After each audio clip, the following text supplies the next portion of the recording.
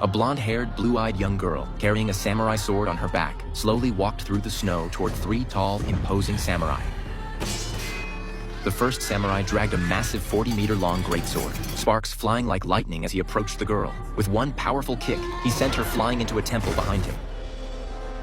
She slammed deep into the floor, but the samurai charged in fiercely, slashing his sword into the ground. The girl rolled repeatedly to dodge, but the sword's hilt ruthlessly struck her down. The heavy blow left her unable to stand, and the vast difference in strength made it hard for her to fight back. Still, she waited for the right moment, then suddenly leapt up and sliced through the samurai's 40-meter blade. With another series of rolls, she struck his knee at the perfect time, followed by a final throat slash. The first samurai knelt down, accepting his death. But then, out of nowhere, a rocket launcher fired, a surprise attack that failed to hit her. The second samurai pulled out a Gatling gun and unleashed a barrage of bullets. The girl frantically ran for her life. When the moment was right, she used a throwing knife to distract him, then leapt up and landed right on his armored chest. Pulling out a pistol, she fired 4 quick shots straight into his eyes.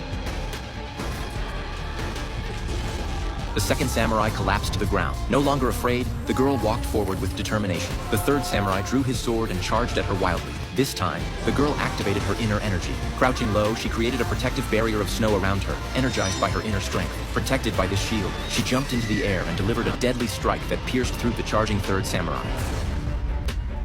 The scene suddenly shifted. The girl woke up and returned to reality, where everyone applauded. It turned out the duel was just a fantasy in her mind. In real life, after losing her mother, this poor young girl had been sent by her stepfather to a mental institution, where she suffered endless abuse and torment. To escape the brutal reality, she imagined her abuse as battles, using this fantasy to help herself and the other female patients plan a breakout. So the girl began rallying the other 4 patients, telling them that if they could gather 5 specific items, everyone could escape this hellhole.